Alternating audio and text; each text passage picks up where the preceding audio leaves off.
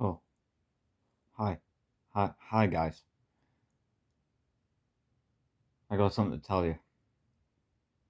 Not who you think I am. I'm a fraud, and I'm a fake guru. I'm. I don't always believe in this peace stuff that I teach you. I don't think it works all the time, and I have deceived you. I have imposter syndrome, and that is what we're going to talk about today. Because this is something I've struggled with a lot. Just to be clear, no, I lied. I do not have imposter syndrome anymore. I do believe all this stuff works because I've had experience with it.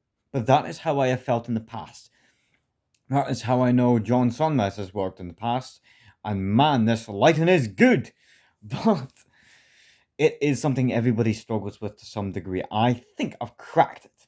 I think I've got the answer to imposter syndrome.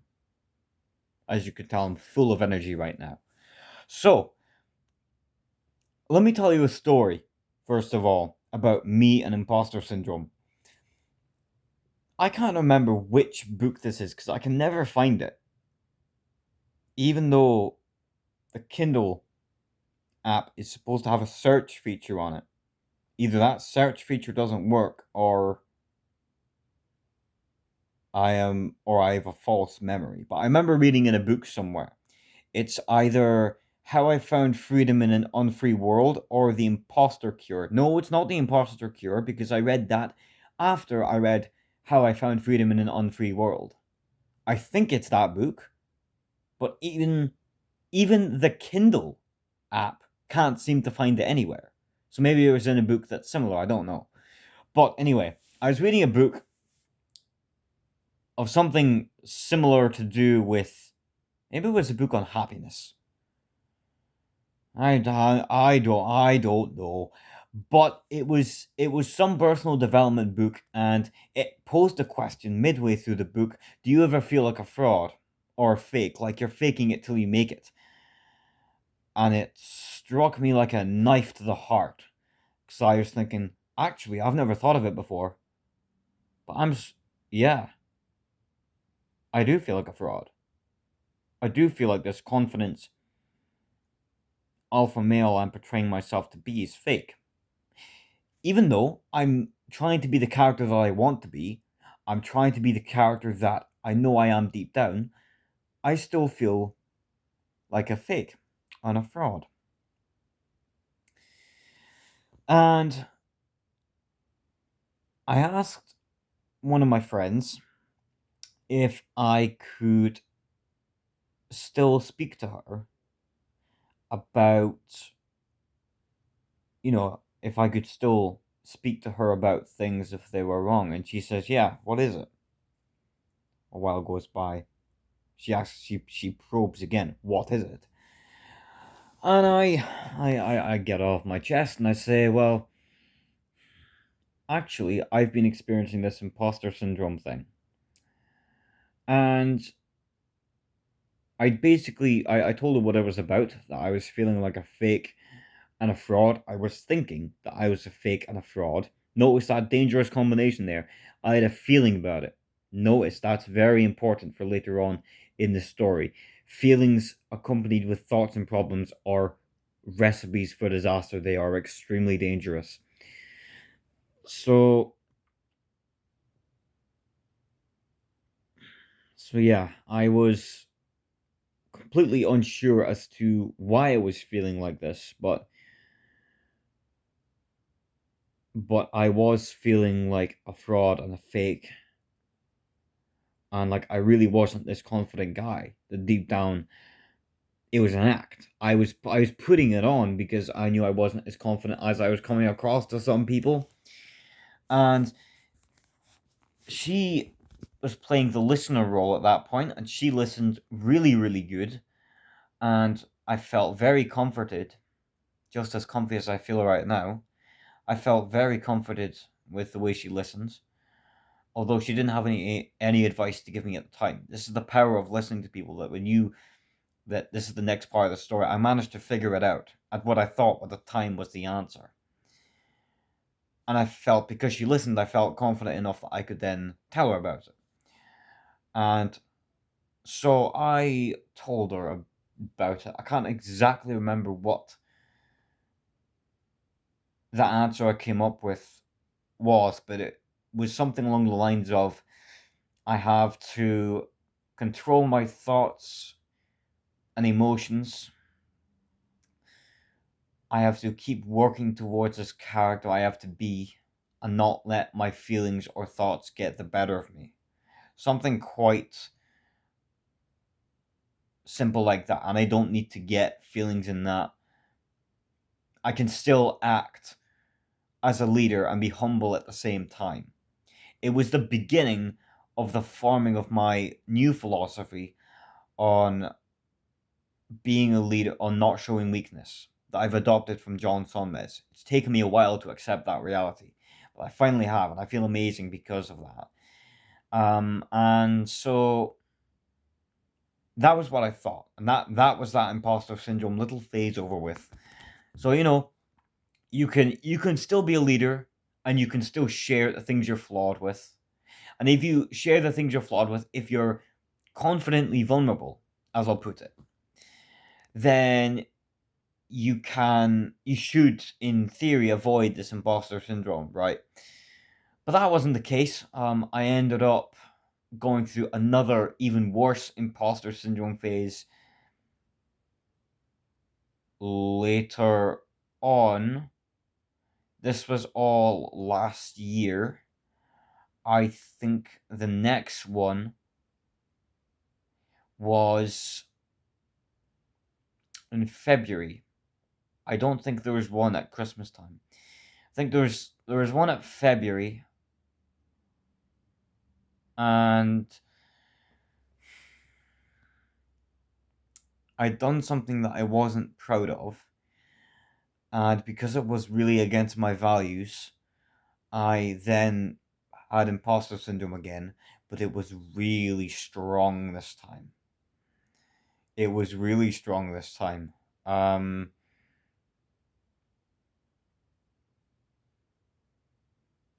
it was really strong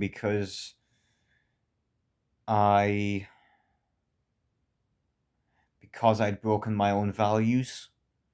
So because I'd broken my own values, I was feeling like a fake. Because I'm thinking, well, I'm clearly not this character that I'm portraying to be if I'm failing like this, right?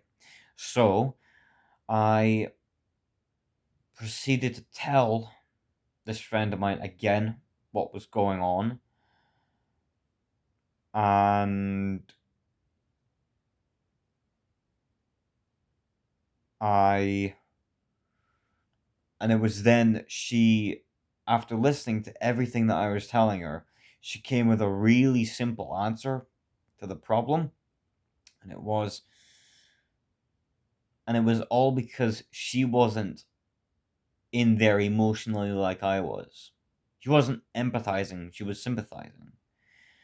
Difference being that sympathy is looking at it from a distance, saying, I can appreciate what you're going through, but I'm still being logical, and I'm not getting emotionally involved. I'm not crying with you, kind of thing. Empathy is when you do cry with them, kind of thing.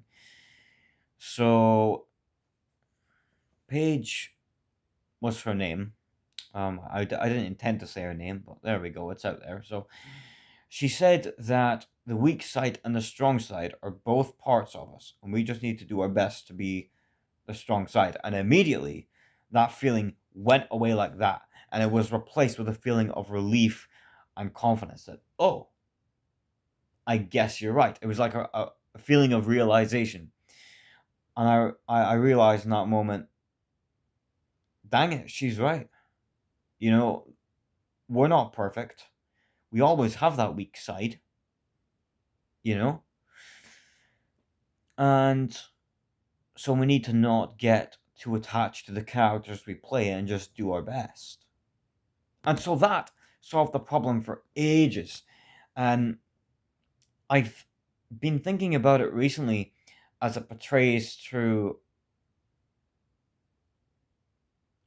John's concept of delusions of grandeur, and how he claims that he thinks of himself better than what he knows he is. So he's deluding himself. He is coming up with an ideal version of himself and saying, I am that character right now. He's convincing himself that he is, because then it forces him to stick to that standard. But then I've noticed it seems to have a negative effect on him when he doesn't meet that standard, just like I went through. And I'm thinking to myself, okay, well, that's clearly not entirely the answer then. No, that's not what I was thinking. Forget that. That is what I was thinking. That's the answer. John isn't adopting the idea that is weak, that he's both a victim and a bulldog at the same time. And he just tries to be a bulldog as much as he can. But I've gone one step further. And I have contemplated his idea of men not showing weakness. I think that's true. I really don't think men can show weakness at all. I do think we should show vulnerability, just like he does. But I think we need to not view things as weaknesses. I want to do a video on that. We can choose to not see things as weaknesses, and thus we don't need to get things off our chest. We don't need to make things into big deals. We don't need to get that support anymore because there is no problem. For things for times when we fail at that, the answer is simple. You just find a person where you are comfortable with and you have the right kind of relationship, like therapist, for example, or a really close friend where you can share what's on your heart and you can get their support emotionally and intellectually. And I was thinking about how John said that he speaks these things out. He makes claims that he's greater than what he is to other people. And this, he says, helps to keep him accountable. And he has this delusion of grandeur that he's perfect. Or near perfect. He doesn't believe he's perfect. And it reminded me of what the Christ said about, you should be perfect as my Father in heaven is perfect, he said.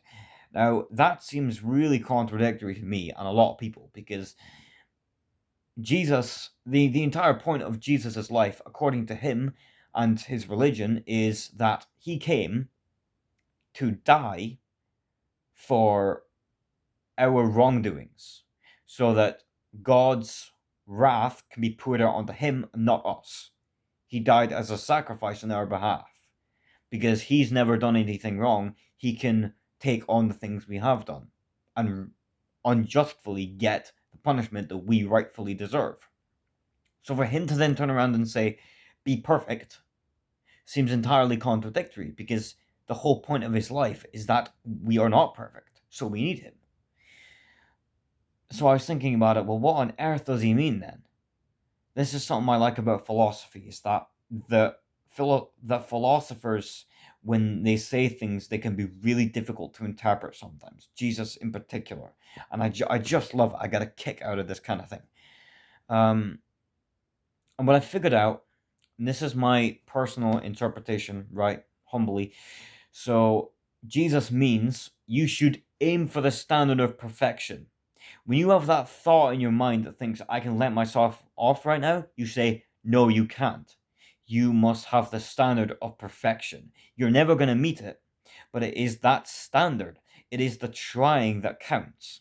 So he says, essentially, whenever you have a thought that is not a thought you like, you turn it off immediately. You turn around immediately as soon as you know you're on the wrong path, because you are holding yourself to the standard of perfection. If you in any way are trying to take shortcuts in life, you are any way trying to make an excuse or let yourself off the hook, you tell yourself, no, I must be perfect, so I'm not going to do this. It doesn't mean you don't take rests. Taking rests is a part of being perfect as well. But it means that you be strong when you need to be strong. The idea is that Jesus proves this is possible because he was a human being that experienced more temptation than any of us. It's written that he faced Satan himself in the desert. Whether it's true or not, I guess, really matters to the point of the salvation of our souls. But for the purposes of this conversation, it doesn't matter whether it's true or not. It's just the concept that matters.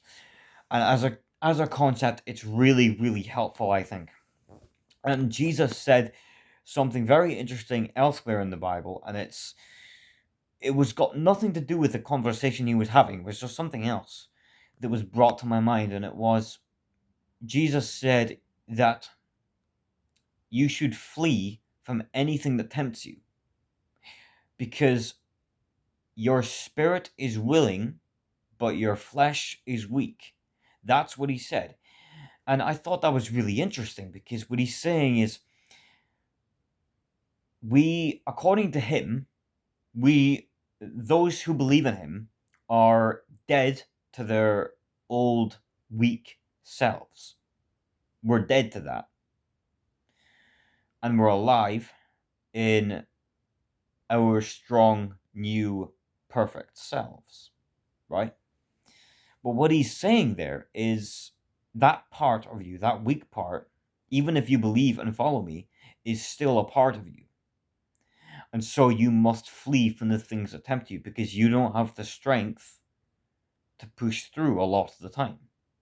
So, this is because, yes, your spirit is willing. You are willing to do what's right.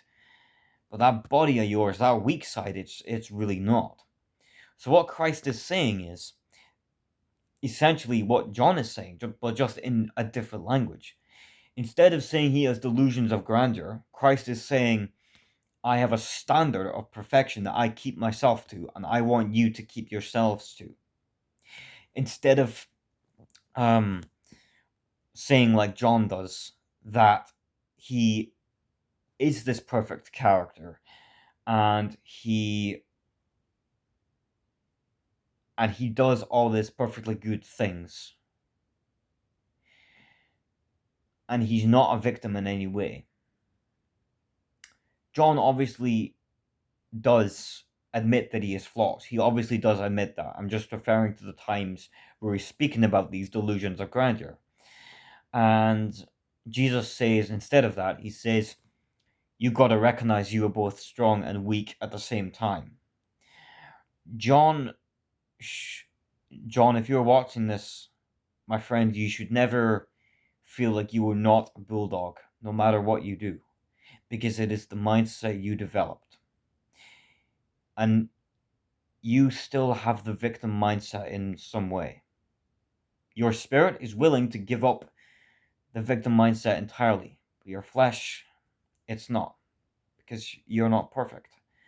So if you're watching this, then do not ever feel or think that you are not a bulldog. Just think, okay, my victim side is coming up right now. I need to try and become a bulldog right now as much as I can and get back on the bandwagon. That's all it is.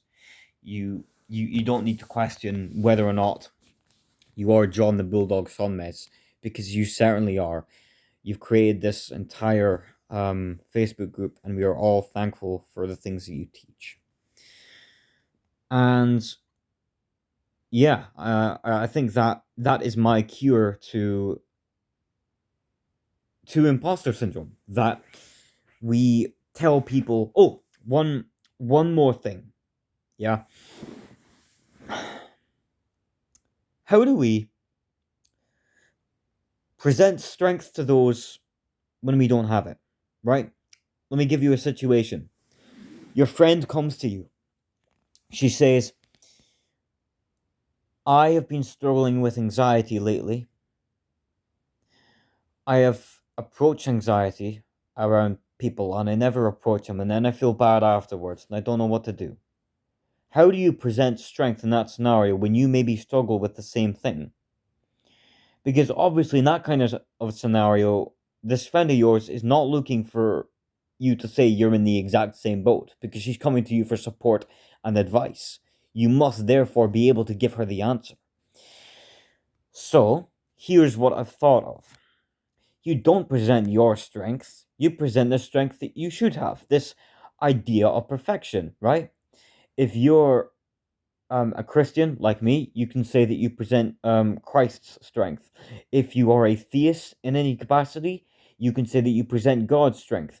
If you are maybe a spiritualist, you could say you present the universe's strength.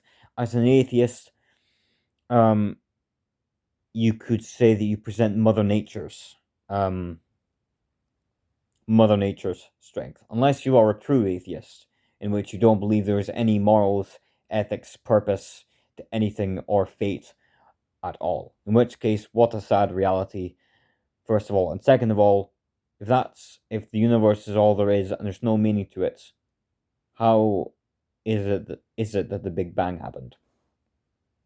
How did the Big Bang come from something where it had a transcendent beginning if there's nothing transcendent of it? Sounds a bit contradictory to me. Anyway, scientific proofs that disprove true atheism aside, when this friend comes to you in this scenario and says they are dealing with social anxiety, instead of saying, you know what, I struggle in the same ways you do, and sometimes I even fail like you do, but here's what we should do. Because in that case, yes, you're being honest to them, which is going to avoid imposter syndrome, but you're failing them in showing the weakness to them that they really do not need to see. They need to see you as strong instead. So you failed in that point. But if you replace the me, myself, and I with we, right? You say, everybody fails at some point with social anxiety. Everybody feels that anxiety at some point. But what we need to do is we need to not let our feelings get the better of us. We need to recognize the value we have, and that should give us confidence. If it doesn't, we need to tell ourselves that we should be confident even if we don't feel like it, and just go and do it anyway. You tell that person from that strong vantage point, that strong point of view, what you need to do, rather than getting yourself into it and presenting your strength on the subject. Because when you do that, that is when you have to be honest and show weakness. Otherwise, you're going to give yourself imposter syndrome. So that is my answer to imposter syndrome. You are to not get attached to the characters that you play. You are to recognize your strong and weak side are both real. You are to set yourself a standard of perfection, not because you're going to get there, but because it is a mindset and because it is something that you try and get to, and that is the point of it.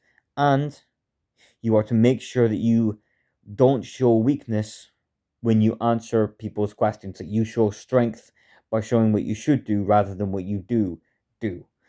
Okay, that is my answer to imposter syndrome, and I hope this can help you guys. I hope this makes sense. I haven't been able to say everything on this topic that I've really wanted to say. I wish this video could have been longer, but at the same time I don't, because I really don't like making really long videos for you guys. I really don't like doing that at all. But I just wanted to get this out there, and I hope it can help you guys in some way. If you guys are dealing with this in any capacity, you can let me know. I'm here to listen. I'm here to help you with it, because I've been through it myself. And I shall speak to you shortly. And a quick little question. Are you guys struggling in any way with meaning of life? Do you guys ever think about the fact that we're all going to die one day, and there is chance involved in everything we try to acquire, and we always want to come back for more whenever we do things that are good? So what's the point? Do you guys ever think like that? Do you guys ever think maybe there's no point in doing things that are good in life, because every time we do something good, we end up getting a craving to come back to it? And that, not everything, of course, but in things that gives us craving, like good food, let's say, when you eat something that tastes good, you're just gonna get another craving later. Do you ever think, what's the point then? What's the point of being comfortable if chaos, if discomfort always follows? What's the point of um getting yourself out of a depressive rut if that's how life cycles go? You will always go through cycles of happiness and depression. It works in cycles. What's the point of getting back on the bandwagon if you're just going to fall off? If you guys are thinking like that, like I have done in my past, then I will make a video to you about the meaning of life, or rather, how do we deal with the lack of meaning of life? Because from our perspective, there seems to be no meaning to life at all that we can decipher. So, if you guys want me to make a video on that, which I certainly do, then send me a message. If I don't get anything back regarding this, I'll make the video anyway, unless any of you guys say, no, really, please don't make a video on that. Then I won't, if you guys don't want me to. Or I don't make that promise, actually, because I'll think about that, and maybe it's something you need to hear whether you like it or not. But with that, this video has dragged on for far too long. That's the end of it. I hope to see you guys in the next video, whatever it is, and I shall be replying to your comments. Thank you very much for watching all the way to the end. I appreciate you. Goodbye.